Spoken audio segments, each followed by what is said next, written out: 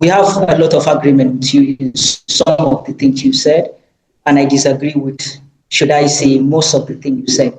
Basically, the question that Tochukwu Raphael asks you is the drives, the motive behind the attacks. And clearly, what you highlighted based on your example are not religious motives. They are economic and political. Because you talk about Buhari's regime. Buhari's regime is not a religious inspired aspiration, but rather a political aspired aspiration. Or are you inspiring that those who voted for Buhari are only Muslims in Nigeria? Okay, no. I can't say that for a fact, but if you'd agree with me on one thing, all right? Am I audible? The act of religious impunity perpetrated by the Buhari regime has never been seen in Nigerian history before. He condoned terrorism because the actors were his brothers, all right? And he would outrightly come out to tell you that you people should learn how to live in peace with people who are killing you. So what do you have to say about that? Yes, you know, I agree with all of that. Going back to it is basically repeating what you said. But what I have problem with is the motive that Tochukwu Raphael asks you about. And you talk about Fulani haters. Fulani haters, they might be overwhelmingly Muslims, but their intention matters. And I'll give you an example. The example is who attacked the Jews in the Second World War and killed 6 million of them. Vast majority of them were Christians. But we are not saying Christian genocide against the Jew. We're only saying Nazi Germany genocide against the Jew. Why? Because we know that the motive has nothing to do with religion. It's not about the actor, the identity of the actor. It's about his intention and motive.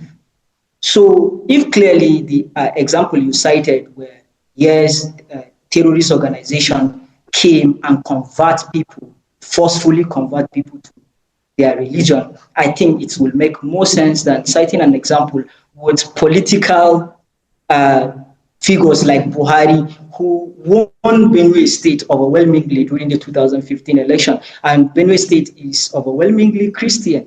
So if you said it is only the Muslims and there is Muslim agenda in supporting Buhari, while he won overwhelming majority in Benue State, are you inferring that Benue State is also a Muslim state in Nigeria? All right, so there's something I said that I don't think you got it. Mr. Tochukwu, am I audible? Yes, I can hear you clearly. Okay, you see, one of the problems we have, like I rightly said, in Nigeria is we see obvious facts, but we want to make arguments over it. I asked you a very simple question. What is the primary mode of the spread of Islam globally from history? You are a historian. Violence. All right. Should I respond to that question? Yes, you can respond. All right. You said, what is the primary spread, the reason behind the spread of Islam globally? I'll start with my own country, Nigeria. Okay. The primary source of the spread of Islam is trade. The Arab traders, through transatlantic trades, a trans-Sahara trade, came to Nigeria during the 11th century and started advocating for Islam. They never governed anybody in Nigeria. They never even colonized anybody in Nigeria. The first emir to accept Islam in Nigeria was Muhammad Umah of Kano during the 11th century, and he made Kano Islam as a state religion. And the second kingdom to accept Islam in Nigeria was the Kanem-Borno Empire. So after the Kanem-Borno Empire, then the Oyo Empire, through the influence of the Timbuktu, that's the Mali Empire of Mansa Musa. So Islam came to the sub-Saharan Africa through trades. There is no history of colonialization, no history of slavery, although there was, but it was very, very minimal. But if I'm going to use the same frequency you come at, I would say that Christianity was spread to Africa through colonialization, inquisition, and slave trades. And it was evident through history that it was the European colonizers that came to Africa with Christianity. But I'm not even inferring that, because I understand that when they came with Christianity, but the reason behind colonialization was strictly political. So do you think you sound intelligent when you said Islam was spread? Maybe let's take back, because I'm very, very passionate about history, to 7th century, when Islam spread across from the Arab Peninsula to eastern part of Asia and to northern part of Africa. We had conquests, real conquests, don't get me wrong. They conquered Egypt, they conquered Constantinople, which is today Istanbul, the headquarters of the Eastern Roman Empire, and they conquered Persia, today Iran, right? All these conquests happened at a time when conquering kingdoms were normal, and it is intellectually dishonest for you to judge 1,000 years, 7th century Arabia with today's norms and values. It is intellectually dishonest, because the Egyptians, let me cite an example. Sorry. The Egyptians, let me land before you bury me. The Egyptians were conquered, before the Arab conquest, they were conquered by the Romans, who were Christians. They conquered them, right?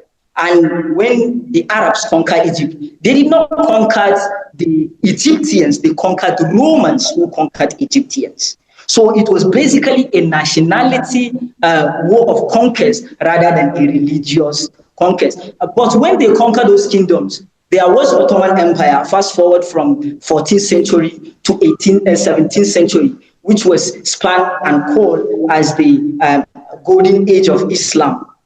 During that time, the Ottoman Empire governed the largest empire in the world, and they are being regarded as the superpower of the world.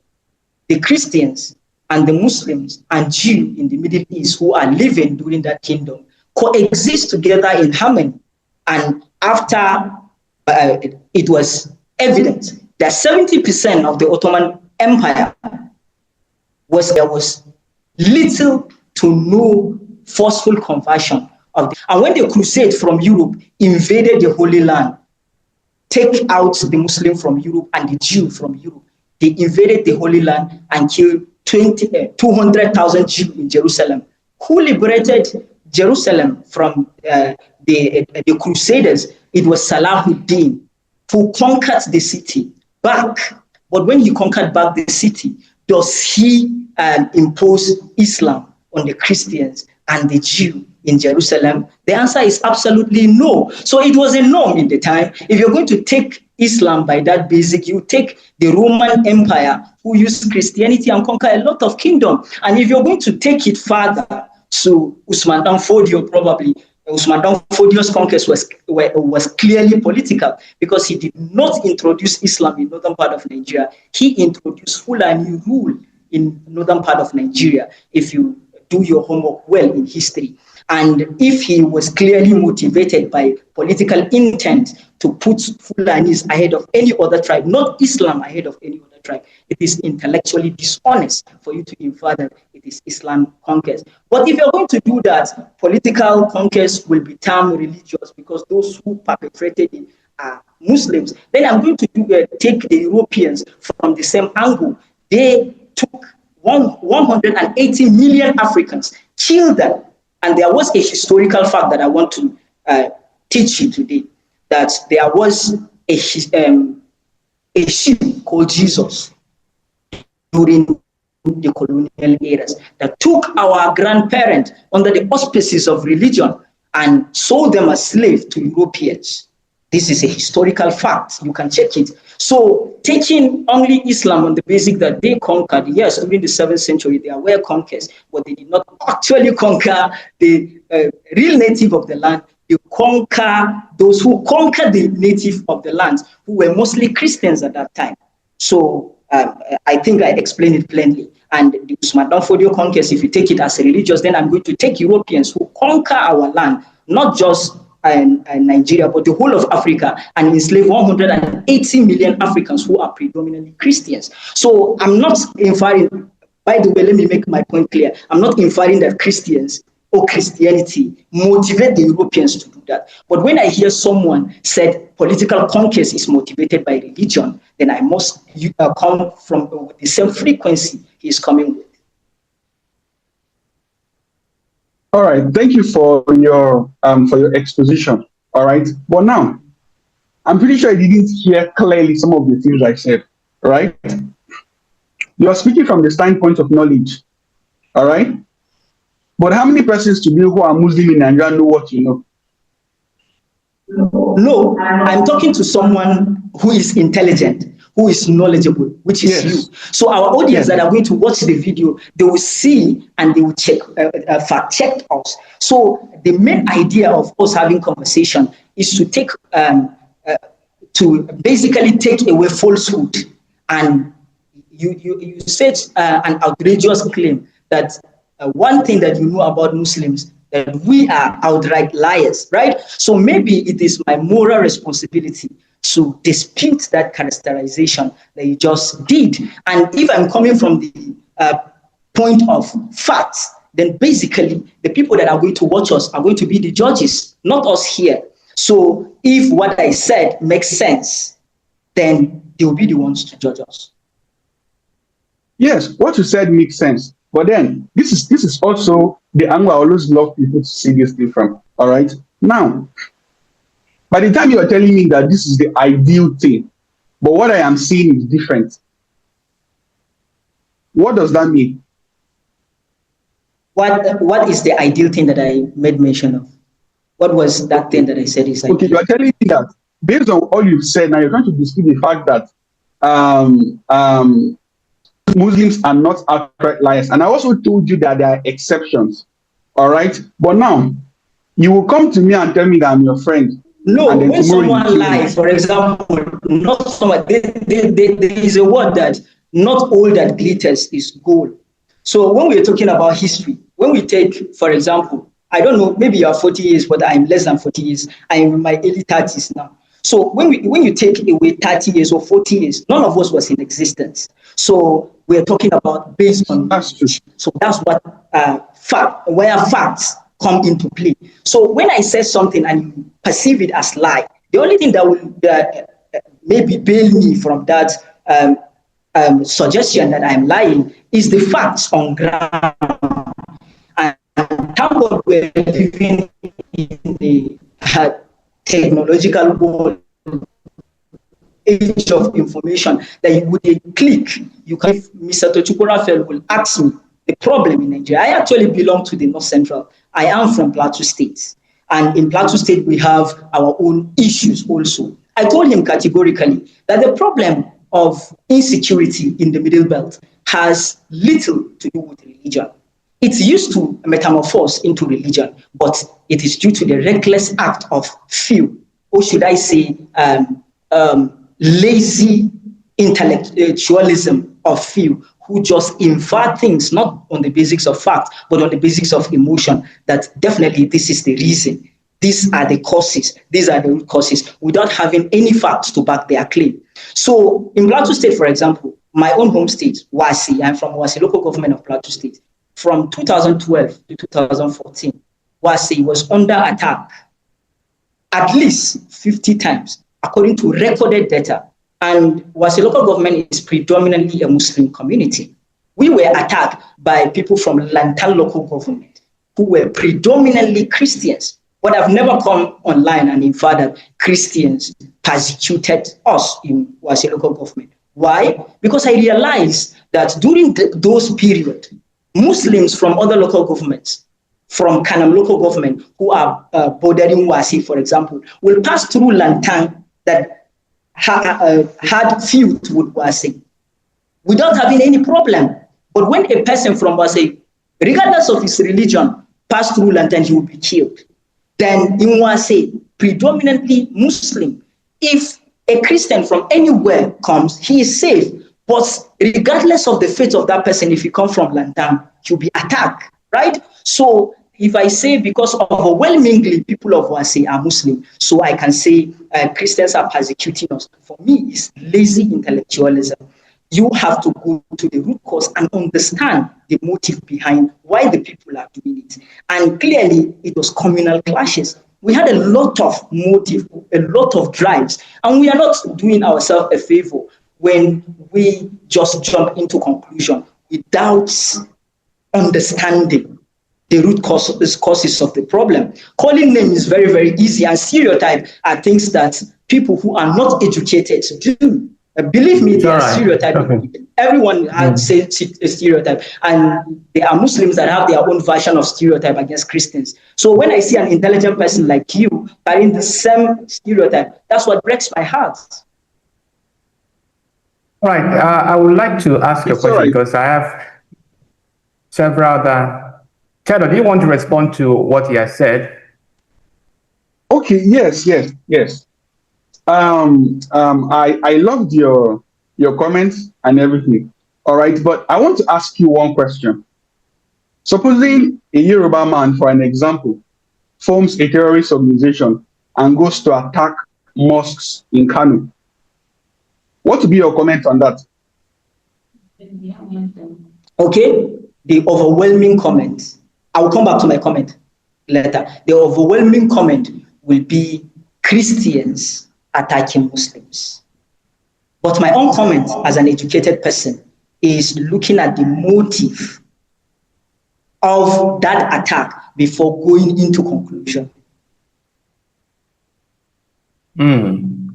Okay, sorry, I didn't hear your comment. I think my network. All right, let me repeat myself again. I said the overwhelming response from the people of Kano and the Muslim population of Nigeria will be that Christians are persecuting or Christian attack on Muslims in Kano. Yes, I heard your point clearly. All right, so now, very well, your response is intelligent, right?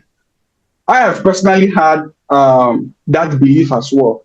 All right, but now, let's say the Yoruba terrorist organization that goes to attack mosques in the north was followed by extreme quietness from the Christian leaders.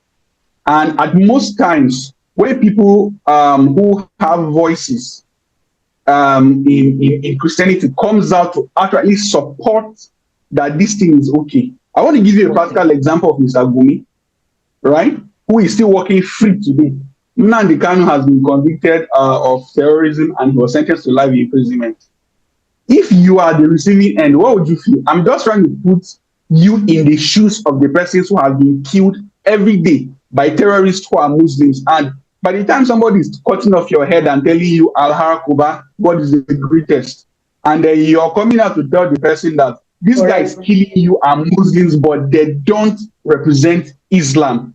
And the people who are supposedly the highest body in Islam don't condemn them, don't come out to say anything, and in most times give excuses for what they are doing. What would you say? All right.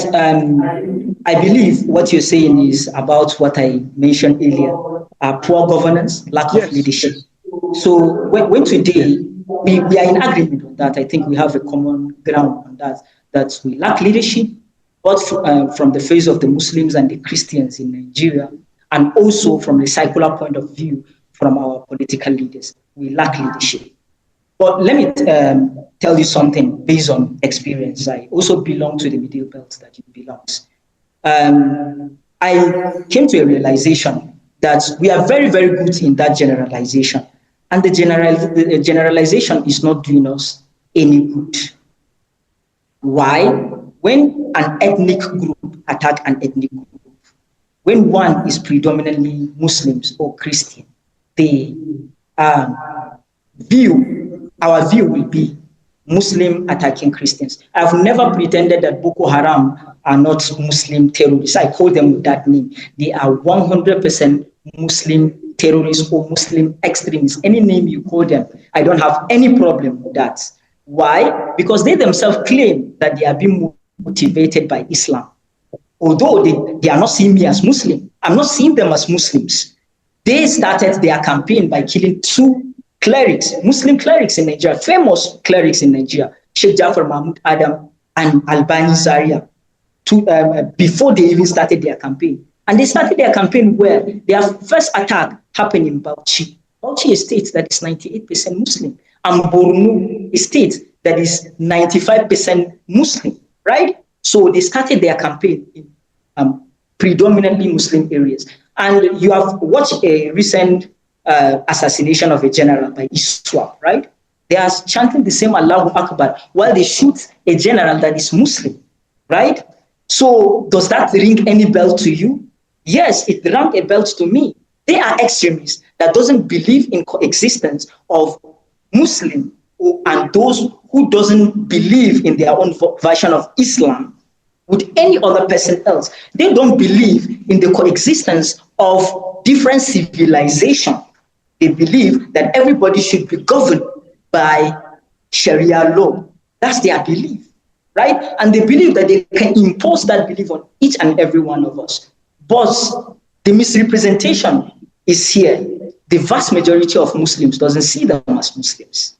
And the rhetoric that people air out online is that the vast majority of Muslims are extremists, while the vast majority of Muslims are the one that suffers if we're going to do that common sense analysis that Benue State and Plateau State are predominantly Christian. So most of the things that happen there, the casualties are going to become Christians, right? So let's do the same thing on Northwest and Northeast, for example. We know that Northeast is predominantly Muslims. Why are we not applying the same analogy there? That the vast majority of people that suffer from Boko Haram insurgency are Muslims. So when you generalize and stereotype because of your emotion, yes, the perpetrators are Muslims. I accept it. And I said for the basic of argument, but the insecurity in Nigeria is multifaceted. We know that. For example, in southeastern part of Nigeria, are they Boko Haram in southeastern part of Nigeria? But the data is capturing everything that happens in Nigeria, including what happened in southeast, north central, northeast, northwest, and everywhere in Nigeria. And by the way, including the Muslim casualties in the north central. Because in my own state, I told you that when there is a communal clash between one community and one community might be predominantly one religion, but the idea is ethnic. So when the Muslims are killed, the data is going to capture and say Christians have been killed. And by the way, there are religious clashes in Plateau State, for example, in particular. Let me land, this point is very, very important. There are religious clashes in Plateau State, for example, in particular. This is my state. In 2004, 17 April 2004, Olusegun Obasanjo declared Plateau State, declared state of emergency in Plateau State, removing the governor of Plateau State. What was the reason? The reason was simple. There was a mass killing, the first mass killing in Plateau State, and it was carried out by who? The Christian militias in a village called Yelwanshandam in southern part of Plateau State. And again, Muslim targeted a village in Dogona Hawa in 2007 and mass killed Christians. Fast forward 2011, Christian attacked Muslim on the day of Eid, that's Salah Day 2011, and killed them in mass. So it is attack and counter-attack. So when you come and said it is only one side that is perpetrating, even in the case of clear religious clashes, you are misrepresenting the fact, and it's not going to help us.